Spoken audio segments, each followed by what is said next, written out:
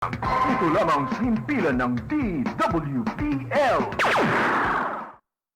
Tumatalakay sa maiinit na isyu ng bayan. Bumabatikos, bumabanat. Walang takot na nagsisiwalat sa maling gawain ng mga taong gobyerno. Nagseserbisyo publiko. Pakinggan para hindi maging mangmang sa nangyayari sa lipunan. Lunes hanggang Biyernes, alas 10 hanggang alas 11 ng gabi sa DWBL 1242. Lapid Fire ni Percy Lapid. Totoong balita, katotohanang komentaryo. Lapid Fire. Magandang umaga. Congratulations. Tagahanga mo kami. Hindi mo lang nakukuha. Matagal na kami nakikinig sa'yo. Kasi magandang programa mo. Bukod sa mayroong tinatalakay na tama sa bayan, mayroong humor. At saka bilib ako sa'yo. Kasi minsan parang nagagalit yung babae sa'yo, pero hindi mo pinatulang, cool ka lang. Ang ganda ka.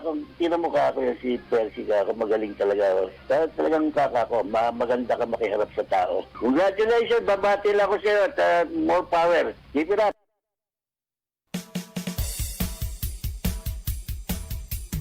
Percy Lapid Fire! Percy Lapid Fire! Tapang mo'y kakaiba, walang takot sa pagbira. Oh yeah! Oh yeah! Kapag mayroong anomalya, ibubulgar na talaga. Oh yeah! Oh yeah! Mga kurap sa gobyerno, ibibisto ng walang preno, maging ikaw man ay politiko. Artista man o kahit sino, pasasabugin ang baho mo. Sa Lapid Fire, walang sinisino. Percy Lapid Fire! Makapal man ang iyong mukha, sa Lapid Fire di uubra. Oh yeah! Oh yeah! Kahit pader, ginigiba, basta't mali, binabangga. Oh yeah! Oh yeah! Mga kurap sa gobyerno, ibibisto ng walang preno, maging ikaw man ay politiko. Artista man o kahit sino, pasasabugin ang baho mo. Sa Lapid Fire, walang sinisino. Percy Lapid Fire! Percy Lapid Fire! Percy Lapid Fire! Percy Lapid Fire! Percy Lapid Fire! Percy! Ang balitang ito ay hatid sa inyo ng Hataw. Number 1 sa balita, basta tabloid, Hataw.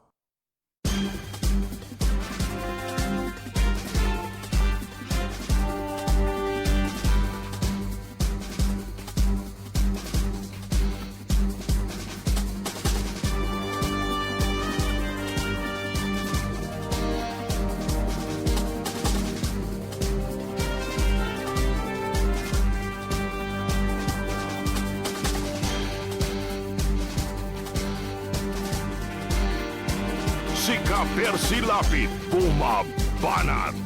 Lapid Fire.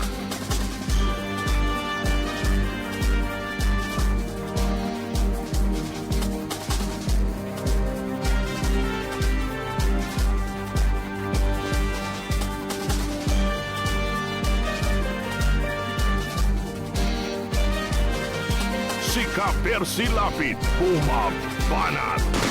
Lapid Fire.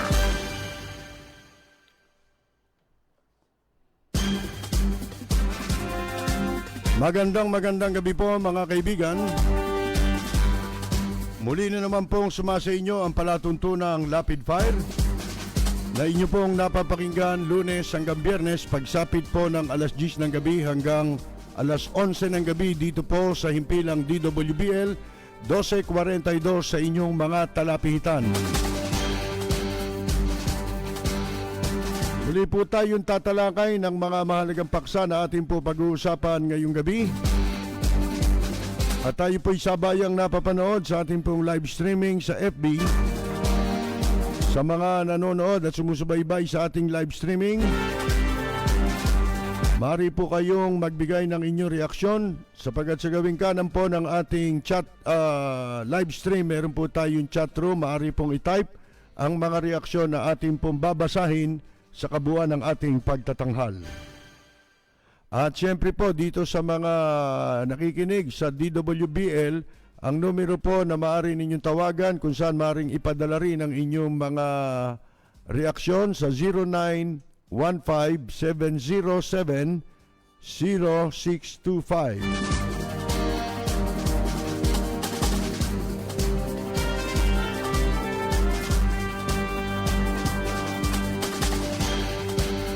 Ito daw pong 2021 budget o proposed 2021 budget, mga kaibigan, para sa DPWH, ang sinasabing naging dahilan ng pagbagsak ni dating Speaker Alan Caldero Cayetano. Sabi ho yan ng isang congressman, mga kaibigan.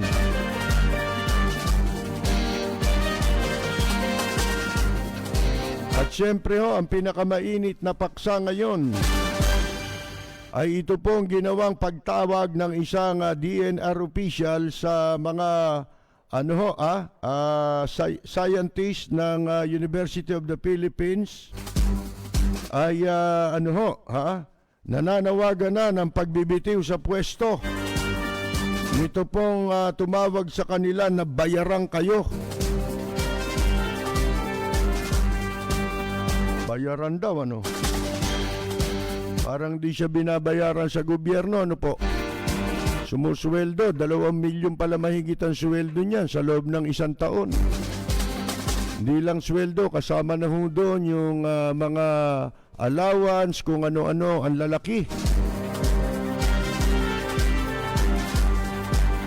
Nananawagan ng UP Geography Organization para po sa pagbibitiw at pagsipa dito kay Benny Antiporda. Dahil sa bastos mga kaibigan, akala mong batawagin mong bayaran. Saan mo binasi yun?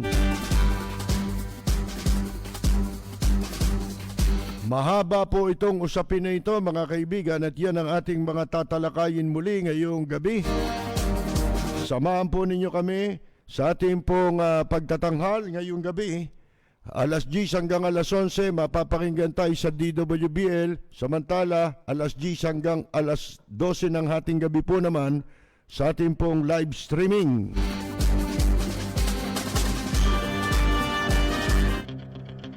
Walang preno kung bumatikos, malalim at makatwirang komentaryo. Mag-ingat ang mga politikong gumagawa ng kalokohan at baka kayo ay tamaan ng Lapid Fire! Si Percy Lapid bumabanat. Lapid Fire!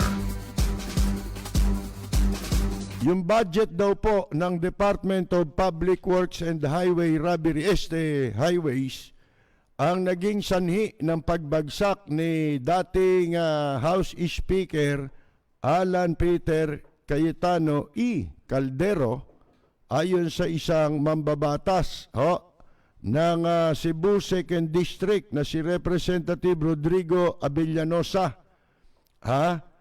Paano raw yun daw hindi pagkakapantay-pantay ng mga budget, yung hindi budget kundi pork barrel to mga kaibigan Yung nga sinasabi natin, si Cayetano po kasi hindi mo yan inseparable yan sa mga angka ng bilyar. Sino ba nakaupo sa Department of Public Works and Highway Robbery? Di ba Mark Villar? Anak ni Cynthia Villar, mga kaibigan. So, ayon kay Abellanosa, meron daw siyang ipinakitang video ng pagbaha sa Cebu. Ito'y dahil sa inequitable, hindi patas, no? Pantay na alokasyon ng infrastructure funds. Tawag nila ngayon infrastructure funds eh. Pero allocated yan sa pangalan ng mga congressman. Di pork barrel ho yun, mga kaibigan, na maliwanag po, ipinagbabawal o ayon sa Korte Suprema sa kanilang naging desisyon, anumang uri ng pork barrel ay labag sa saligang batas natin, mga kaibigan. Sa ipinakitang video nitong si Abellanosa, yung pong pagbaha sa Cebu na ayon sa kanya ay nangangailangan ng ng suporta para sa infrastructure improvements sa pamamagitan ng DPWH. Bakit yung mga projects na yan, hindi ba pwede na direkta ang allocation sa DPWH at hindi na kailangang ipangalan pa sa mga mambabatas? Bumabanat! Lapid Fire!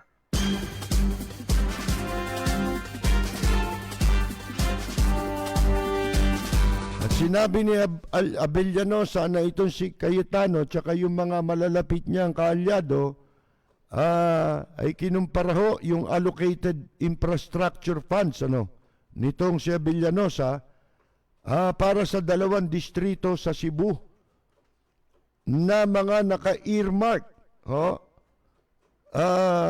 sa Congressional District ng Taguig, Pateros. Ayan po, ikinumpara niya doon sa budget ng Taguig at Pateros. Sabi niya po, nitong congressman, let us not also forget that it is because of the budget of DPWH that caused the downfall of former Speaker and the issues surrounding the close associates and allies of the former Speaker. Hindi lang si Cayetano, mga kaibigan, pati na yung kanyang mga kasama, yung mga kaalyado niya. Ang ibig lang sabihin nito, kahit ba yun ang dahilan Ibig sabihin ang dahilan, pork barrel, hindi ho ba? Pork barrel yan Itong pinag-uusapan na ito na sinasabi nitong congressman. Dapat po siguro, dahil nadeklara na ng Korte Suprema na labag o unconstitutional, labag sa konstitusyon natin, yung pork barrel para sa mga mambabatas. Hindi ba ang dapat gawin yung mismong departamento ang siyang magre-request ng budget o kaya itong mga local officials ang magre-request ng mga budget, yung LGU, yung mga mayor, governor para sa kanilang lugar sapagkat sila po yung merong mandate na magpatupad ng mga proyekto at ng mga programa. Ang ipinagtataka po dito, bakit ipinagpipilitan pa rin sa kabila po, mga kaibigan, na nadeklara ng labag sa konstitusyon yang anumang uri ng pork barrel para sa mga mambabatas, bakit pinagpipilitan pa rin po ito, mga kaibigan? Lapid Fire! Bumabanat! Bumabatikos!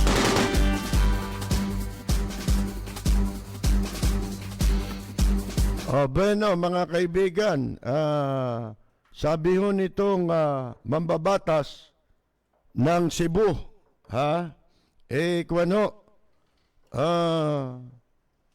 sabi nito? Nagagalit siya dahil po dun sa hindi equal hindi pantay. Wala namang ipagagawa sa Taguig kumpara daw sa Cebu. Yun ang ibig sabihin po nun. Sa kabila daw po ng substantial o sapat na kontribusyon sa kaban ng kaban ng bansa natin na naibabahagi ng Cebu, ng lungsod ng Cebu, dapat gastusan din yung mga proyekto. Ang balita, ang sabi niya, kinumpara niya yung narinig daw niya about the 11 billion. Hindi lang kay Cayetano sa Taguig at Pateros, sa Camarines Sur din. Sino ba ang congressman doon? Di ba itong si El Rey Villapuerte? Yung pong ni Caldero, Cayetano, mga kaibigan. Through the courtesy, through the clout of former Deputy Speaker Villapuerte, compare this to the reported 8 billion for Taguig. Sipin mo, kay Cayetano, 8 billion. Kay Villapuerte, 11 billion. Siyempre, ang nagsaksak ng budget na yan, si Cayetano, mga kaibigan. Di ho ba? Ito kayang mga mambabatas na ito, kung tanggalin kaya, ipatanggal kaya ni Presidente Digongyo yung kanilang mga pork barrel, ito kaya sumuporta pa sa kanya? Yun lang yun eh. So kung hindi susuporta ito, dahil wala silang pork barrel, mga kaibigan, hindi ba ang tawag dun suhol? Si Ka-Percy Lapid, bumabanat. Lapid Fire. At ayon pa ho dito kay Abellanosa, yung 500 million na ang DPWH generously inaccommodate ng DPWH para sa construction ng Capitol Building ng Camarines Sur. Capitol Building, 500 million, kalahating bilyon. Anak ka ng mga kaibigan, sipin ninyo, as well as the 250 million for the sports complex. Sports complex, 250 million. Mga kaibigan, sa probinsya. Para bagang ang katapat lang ng budget ng Cebu City ay Kapitolyo o Capitol Building at sports complex lang ng Kamsur. Ganyan talaga mangyayari pagka nanakawin mo yung pera. Di ba yung mga magnanakaw yung hold up ng bangko, di ba? Pag sila nang hold up, kailangan ng partiyan pantay-pantay. Kaya nagagalit mga kaibigan di ba? Alam nyo kasi yung pagnanakaw, yung maramihan kayo, nagnakaw kayo. Grupo kayo. Nagnakaw kayo.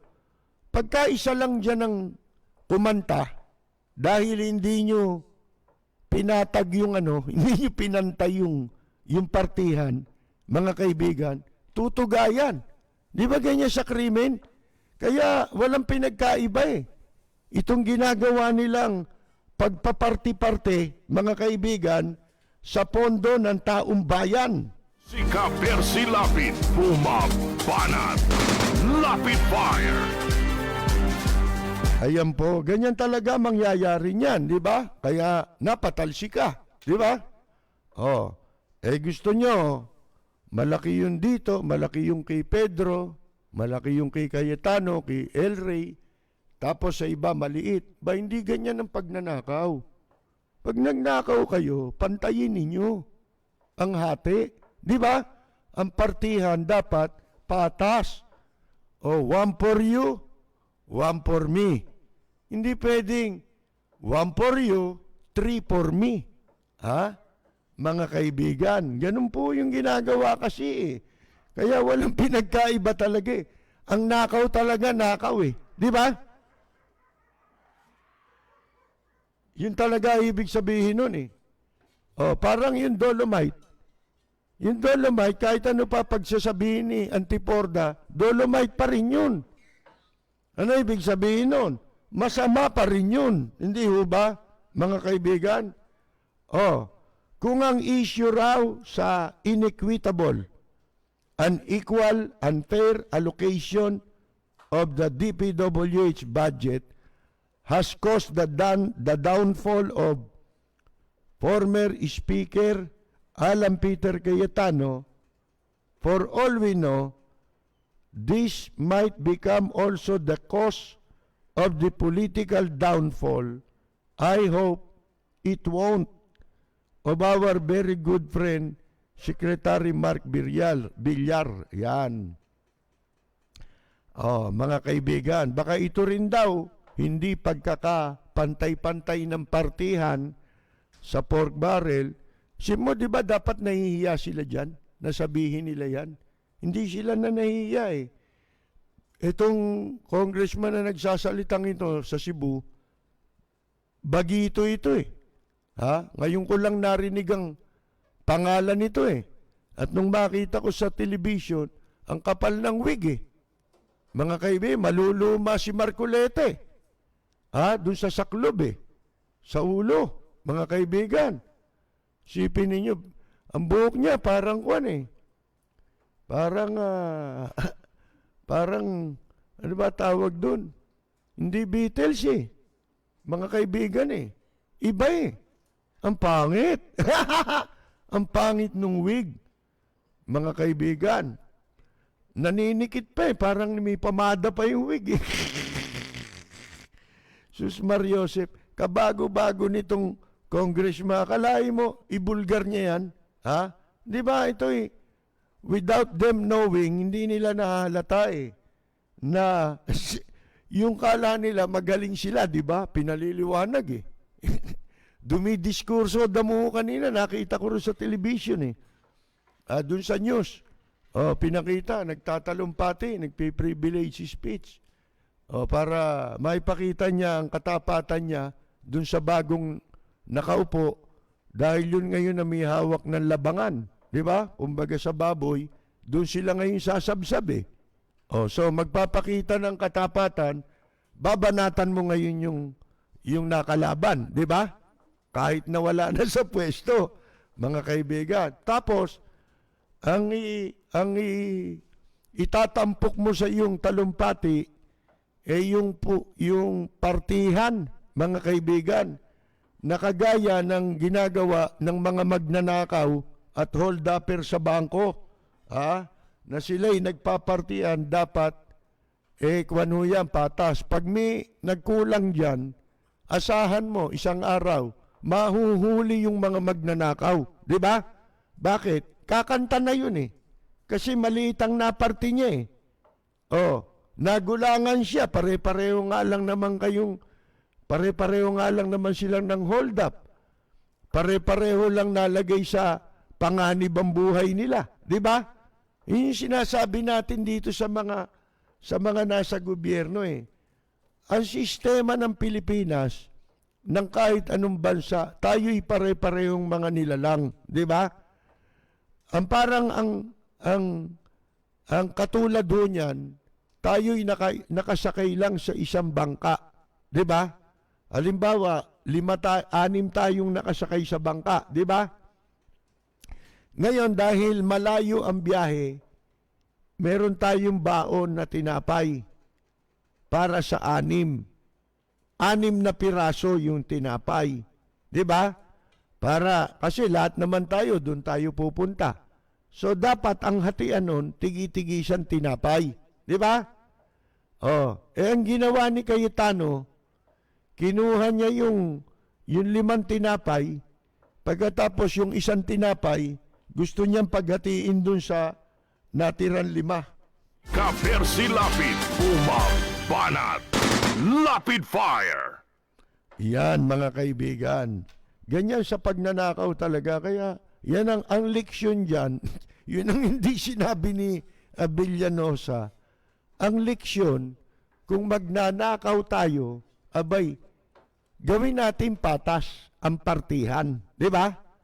Huwag kayong manlalamang. Nakaw na nga manlalamang pa kayo. Kapersi Lapid, bumabanat. Lapid Fire. Ito sabi ho ano ba ito? Sino ba nagsasalita rito? Ito, kinakaila naman ni Caldero, Cayetano, na ano ho, na ang kanyang mga kaibigan, friends, tinawag niyang friends, pero merong close open, di ba? May quote-unquote yan. Sa mababang kapulungan, tumanggap ng pondo doon tumanggap ng mas maraming pondo sa proposed 2021 budgets. Ayon kay Cayetano, looking at the congressmen, tinan mo nagbabanatan sila ngayon, banatan sila ng banatan, natatalupan sila. Doon lamang tayo may pakinabang Yung malaman natin kung paano nila pinaghahati-hatian at pinagpapartihan ang pera ng taong bayan, hindi po ba, mga kaibigan? Pero ang mga mamamayan hindi pa rin yata na iintindihan ito sipin mo, nagpapagalingan sila ngayon. Gusto nilang palabasin, mas matino sila ngayon. Pero budget pa rin Ibig lang sabihin, hindi namin nakuha yung gusto naming halaga na budget sa ilalim ni Cayetano. Kaya dito kay Velasco, baka sakaling makadali tayo. Si Kapersi Lapid, bumabanat. Lapid Fire. Ito ngayon ang panawagan naman ng the Geographic Society of the University of the Philippines o GIOGSOC. Sila po ay nananawagan para pagbitiwin sa pwesto itong si DENR Undersecretary Secretary Benny Antiporda Ahan Chen, dahil sa tinawag niyang bayarang kayo, pinaratangan niyang bayarang kayo yung mga UP experts, mga kaibigan. Ang Geographic Society of the University of the Philippines is a non-profit, non-partisan academic organization composed of undergraduate students dedicated to promoting the discipline of geography in the Philippines. At now narito, sinabihan ni Antiporda itong UP Marine Science Institute experts na wala silang karapatang pumuna o punahin ang Manila Bay Rehabilitation Projects dahil sila ay bayaran. Kasi nakalagay UP Marine Science Institute. Akala niya ni Antiporda ang ibig sabihin ng institute ay prostitute. Mga kaibigan. At ang balita ko, kung ano-ano na namang credential ang nilalabas nito. Isipin mo, may 2 bachelor degree ngayon ang nilalabas nito, mga kaibigan. Gumraduate daw siya. Palabas niyo yung record, di ba? Pahalukay niyo dun sa sinasabi niyang paaralan kung saan siya nagtapos. Kasi ang alam namin, ang natapos nito'y kumain, mga kaibigan. Ngayon, ang sabi ng UP GIOGSOC, ito daw itong pananalita ni Antiporda at ang kanyang ugali ay hindi katanggap-tanggap para sa isang government official. Lalo na isang opisyal mula sa DENR. Di ba, ang sabi nga ho natin, mga kaibigan, itong si Antiporda, hindi ho siguro nagbasa ito ng Republic Act 6713. Kaya lagi nating inuukil-kil yun. Tinan mo si Ombudsman Samuel Martires, di ba? No, siguro naririnig niya itong komentaryo natin, pati na yung mga naisulat natin sa ating column,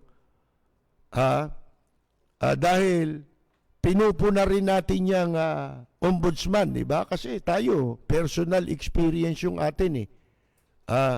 Hindi ba sinasabi natin, sa anumang kasong graft, pansinin ninyo, laging isinasama sa mga sinasampahan ng kaso, hindi lang yung paglabag sa graft, Anti-Graft and Corrupt Practices Act. Kung hindi, laging kaakibat ng reklamo bukod sa violation of Anti-Graft and Corrupt Practices Act, kinakasuhan niya rin sila ng paglabag sa tinatawag na Code of Conduct and Ethical Standard for Public Officials and Employees, na kung tawagin, Republic Act 6713. Diba? Laging kasama yun pansinin ninyo. Bakit? Kasi po, ang mga opisyal, empleyado ng gobyerno, meron hong pamantayan. Yun, yung batas. Yun ang Biblia ng mga nasa gobyerno, mga kaibigan. Paano ka tutupad ng iyong tungkulin? Hindi pwede maging bastos ka. Isipin mo harap ni Chief Justice, ano pangalan nito? Nasa harap ka ng Supreme Court Justice, ganun ka magsalita. Napanood naman ninyo, di ba? Sa telebisyon. At nagpaparatang ka na bayaran. Mga kaibigan. At ang pinagtaka natin, ni hindi man lang na-offend o na-embarrass, hindi natin nakitang nabakas na-embarrass o napahiya si Justice Peralta, mga kaibigan. At ang katunayan, malinis na raw ayon sa kanya yung Manila Bay. Ano kaya pinagbatayan ni Peralta ron? Ano ba siya? Meron ba siyang microscopic view, mga kaibigan? Microscopic ba yung mata ni Justice Peralta? At nakita niya, kitang-kita ng mata niya na malinis yung tubig ng dagat ng Manila Bay, mga kaibigan. Para makita mo yun, kailangan dumaan sa proseso ng laboratorio. At ginagamitan nga yan ng microscope. Yung mga microorganism, di ba? Maliliit yan Hindi mo makikita yan, yung panganib niyan. At ilalaboratorio mo, para malaman mo, kung ano mga epektong idudulot nito sa publiko at sa kalikasan, mga kaibigan.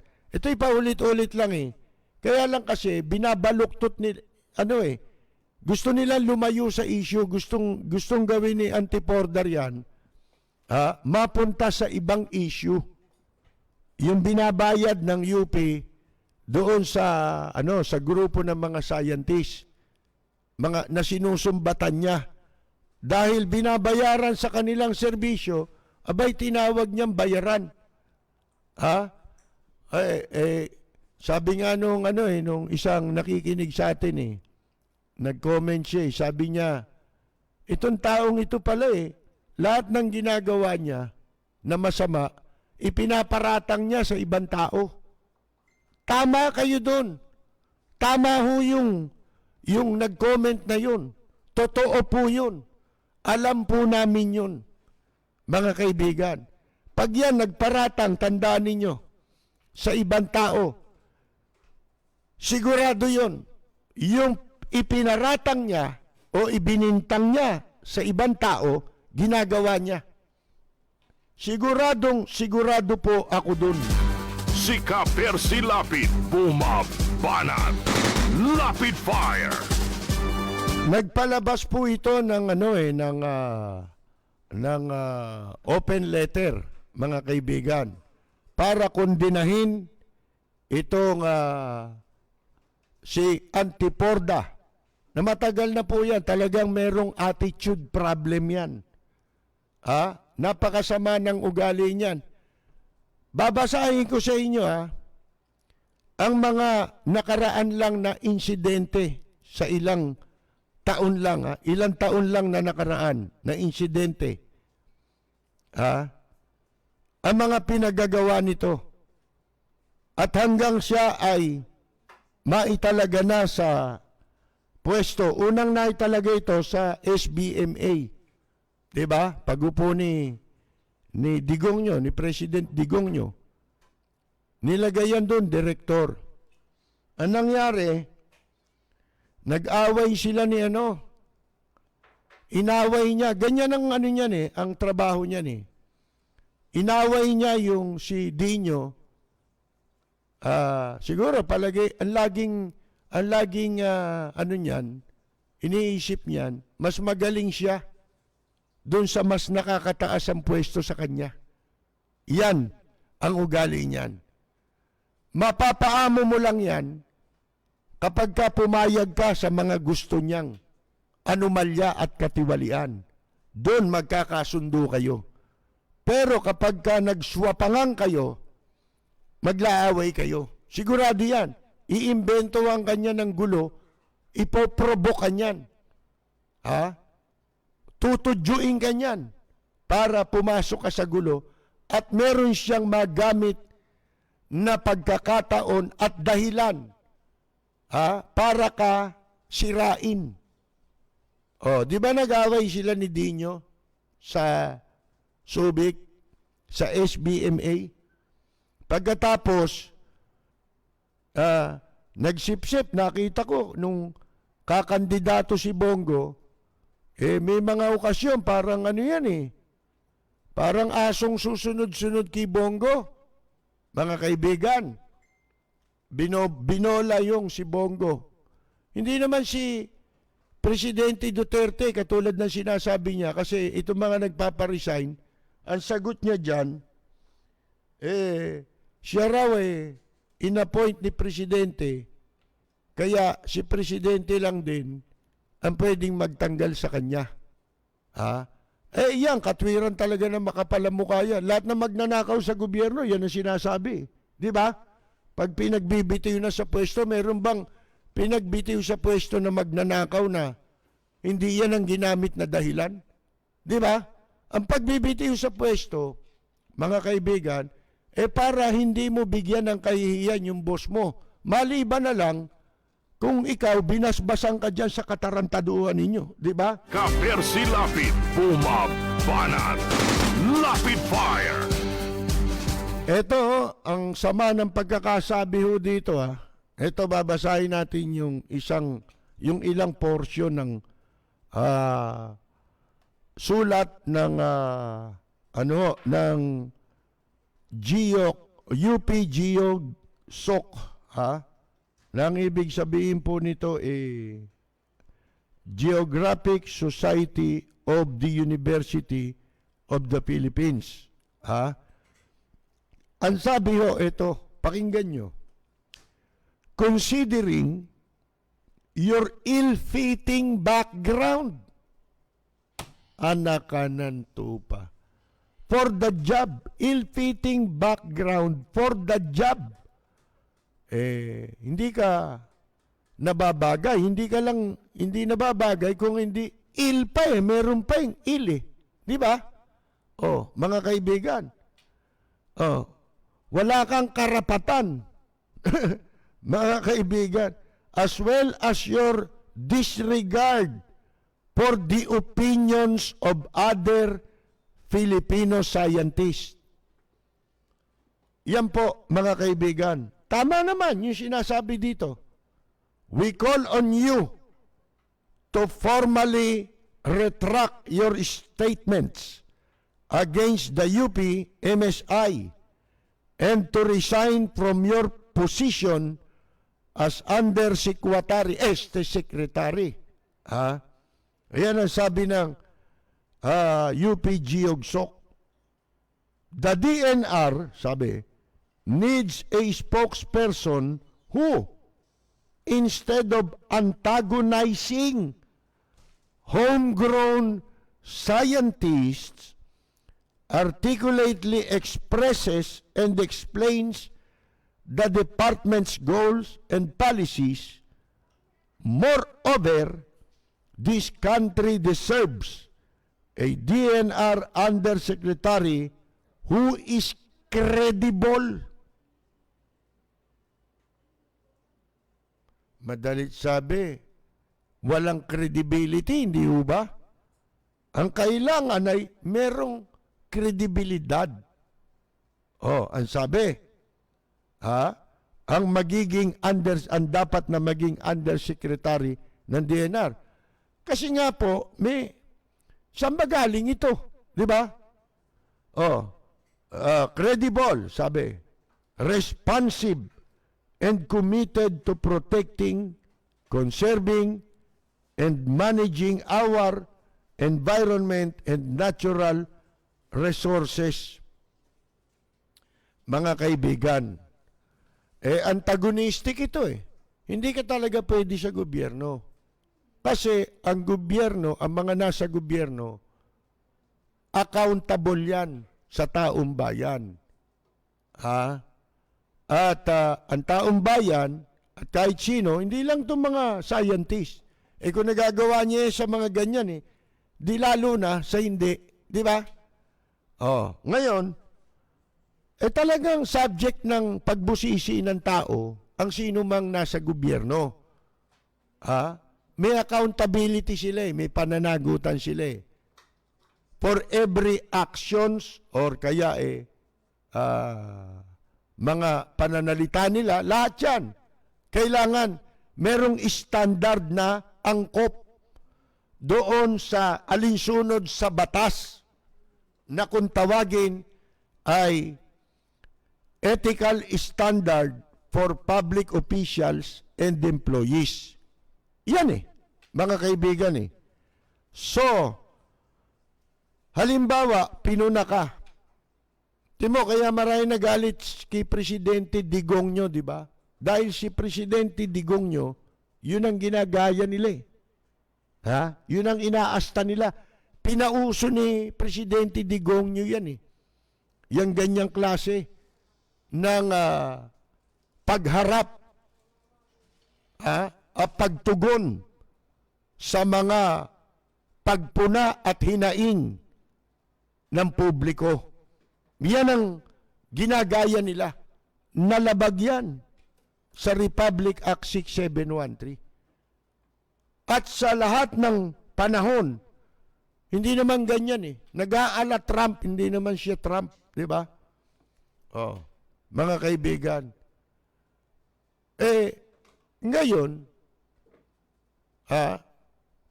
ang pagka ikaw ay pinuna at ikaw ay nasa gobyerno, wala kang karapatang bastusin mo yung mga pumupuna sa iyo sapagkat may karapatan sila. Ikaw na nga nagsabi, bayaran yun. Hindi sila ang dapat pagsabihan nun, kundi ikaw. Sapagkat kayong mga nasa gobyerno, hindi sila gobyerno Kayong mga nasa gobyerno ang bayaran. Dahil binabayaran kayo ng taong bayan, hindi para magnakaw kayo. Hindi para ipagpilitan ninyo ang gusto ninyo. Nang higit sa pangangailangan, tunay na pangangailangan ng bansa at ng mamamayan. Hindi po pwede yan. Ginagawa nyo lang pwede yan. Sabi nga natin, ang mali, talagang mali yan kahit kailan. Ang mali noon, mali ngayon. Ang tama noon, tama pa rin yan ngayon. Bakit? Sapagkat ang katotohanan ay hindi mo pwedeng baguhin. Oh. Kahit sabihin pa ng iba, magsabuatan pa kayo, kahit sabihin pa ni Peralta na malinis na yung Manila Bay. Pero ang katotohanan hindi naman malinis. Hindi talaga malinis yan. Kahit pa marami, magpunta pa dyan si Yorme. Si Yorme nawala, no? Bakit wala rin sa eksena si Yorme? Nung mangyari yung katarantaduhang paghahasik ng lagim ni Antiporda ron, ha? Sa harap ni Peralta. Baka dumidistansya muna kasi mainit. Mga kaibigan, pagka magpapabango, nandun sila lahat, di ba? Pero pagka uminit ang issue, tamimi na, di ba? At napatunayang hindi totoo sinasabi nila, di ba? Sabi nga ni Yorme, di ba? Ano yan? Hindi mo na kailangan magpunta sa Brazil. Meron na tayong Copacabana dito sa Manila. Copacabana raw. Copacabana, ang tamang ron, Copacabana. Hindi Copacabana. Nasa dyaryo yun, di ba? Mga kaibigan, pareho yan eh. Sa totoo lang, pareho ng frequency yan. Si Alan Cayetano, yung frequency nila, yung attitude problem nila, pare-pareho yan. Pagmasdan yung mabuti. Kasi ang publiko, hindi naman, hindi yung masyadong observant sa ganyan. Hindi katulad namin, ako lalo. Pig-aaralan ko ang tao, pagka alam kong hindi sincero, hindi ako mapapahanga niyan kahit kailan. Diba? Yung kwento ko sa inyo, si Gloria Macapagal Arroyo, sa akin yan, magaang sa akin nung araw. Unang takakandidato yan, nagpupunta sa programa ko yan. Naging senador. Bago siya mag-senador nun eh. Nung maging senador, kahit saan ako makita niyan, babatiin ka niyan, malayo ka pa. Naging vice president, ganun din. 1 kilometro pa eh. Ang lakas ng bunganga na ni Gloria. Tinatawag ako. At kapampangan pa salita. Hindi na lang nung presidente. Kasi hindi naman nakukuhan eh. Alam ko si Gloria plastic, kaya lang meron tayong trabaho eh, di ba? May trabaho tayo sa media, mag-interview tayo. Para malaman natin ang issue dahil ang mga issue nun tungkol sa, natatandaan ko pa eh, nung unang tatakbo si Gloria eh. In-interview ko yan tungkol sa General Agreement on Tariffs and Trade. Kasi po, iilang kami nun sa radyo na kontra sa pagpasok ng Pilipinas sa kasunduan na yun. Kita ninyo nangyari sa atin, naging mahirap tayo lalo, humirap ang buhay ng tao. Sapagkat wala naman tayong ipanlalaban sa mga malalaking bansa na malaki ang production nila. Hindi ba? So nangyari, dahil sa pagpasok natin doon, tayo sumasalo ng mga sobra lang ng kanilang produksyon, di ba? Ginawa tayong tambakan ng lahat ng produktong maibebenta. Pati lason, binebenta rito. Kaya pati lahat ng binebenta ng inchik, puro nakamamatay eh. Di ba? Puro may panganib sa kalusugan eh. Sa laruan pa lang eh. Ng mga bata, di ba? Yung mga plastic. At mawawala ng matatalo ang ating mga produkto. Ayan, binuksan yung General Agreement on Tariffs and Trade. Wala nang mga buwis, pumapasok. Ano ang ipanlalaban natin? Talo tayo.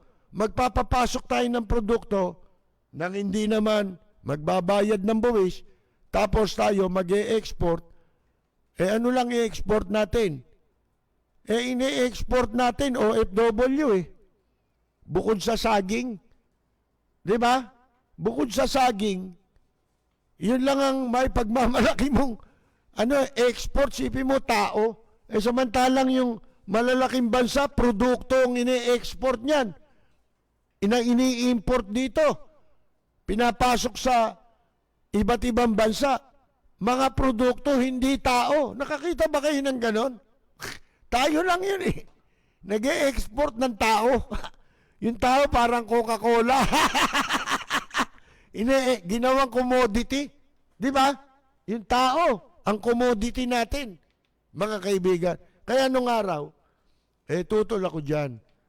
Pero hindi ko namang, alam nyo namang, hindi naman tayo nang babastos ng bisita.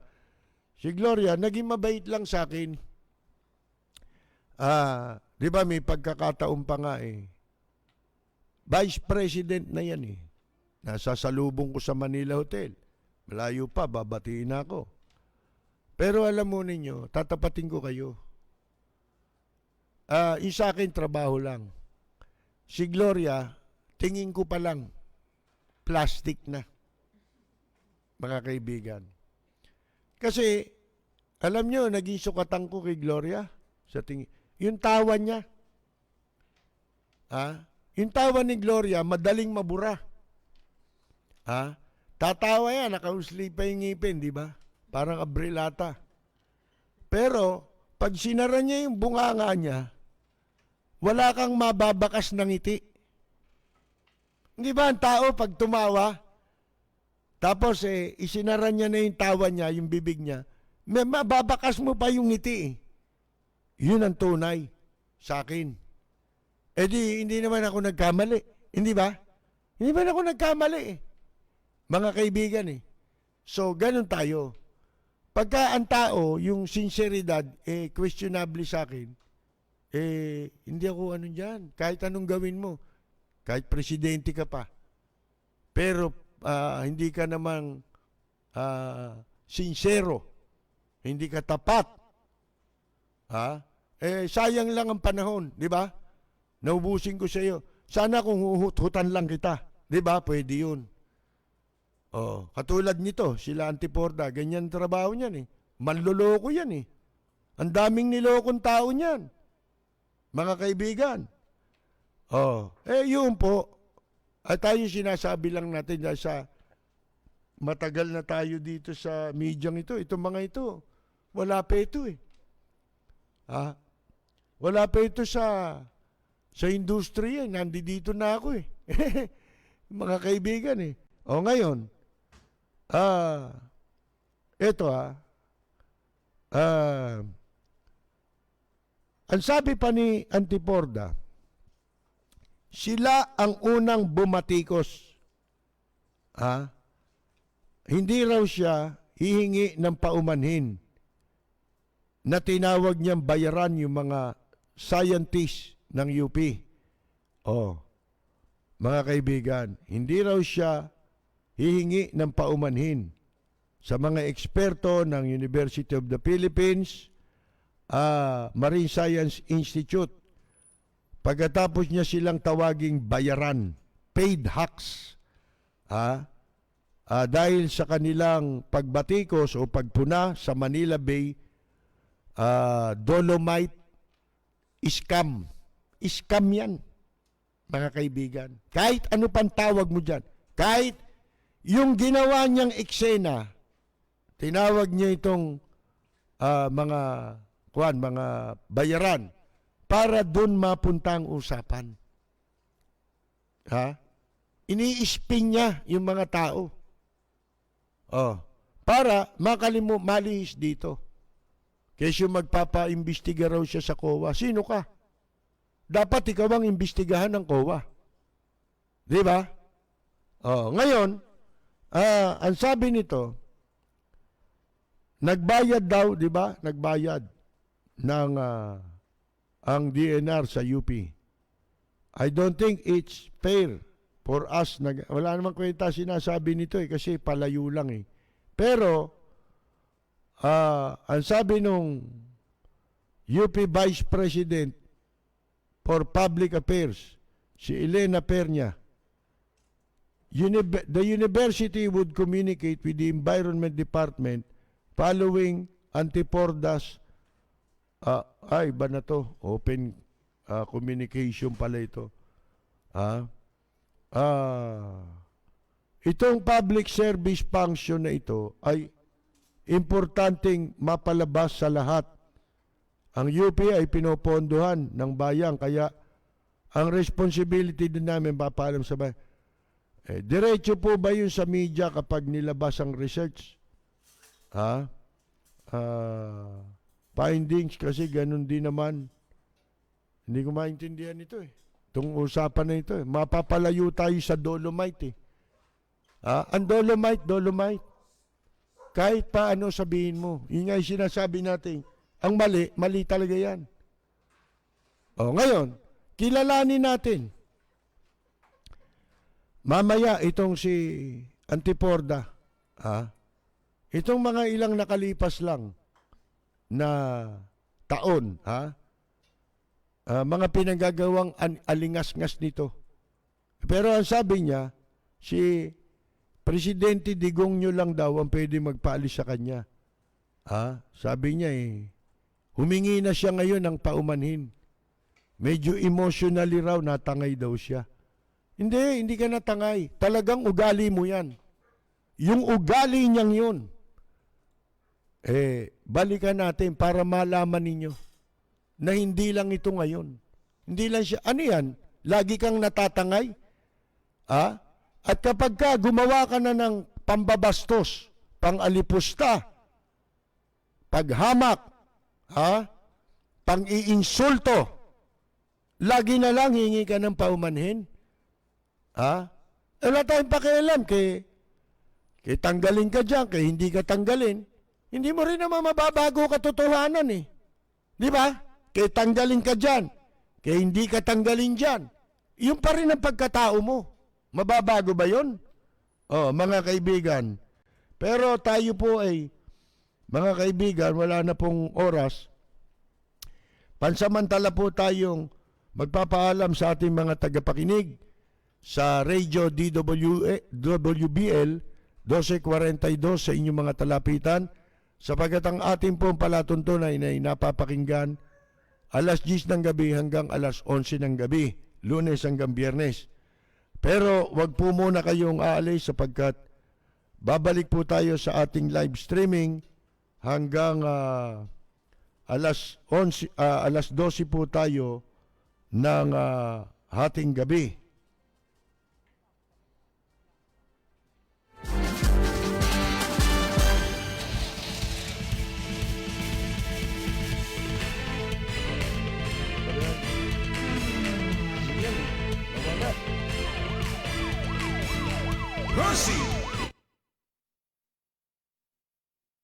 Tumatalakay sa maiinit na isyu ng bayan. Bumapatikos, bumabanat. Walang takot na nagsisiwalat sa maling gawain ng mga taong gobyerno. Nagseserbisyo publiko. Pakinggan para hindi maging mangmang sa nangyayari sa lipunan. Lunes hanggang Biyernes, alas 10 hanggang alas 11 ng gabi sa DWBL 1242. Lapid Fire ni Percy Lapid. Totoong balita, katotohanang komentaryo. Lapid Fire. At sa mga listeners ngayon, binabati ko ang inyong programang Lapid Fire sa matapang at makatotohanang pagbabalita. Lagi po nating pakinggan ang programang Lapid Fire ni Ka-Percy Lapid. Ito po ang inyong katrupa at kaibigan, May Pacquiao. Maraming salamat po.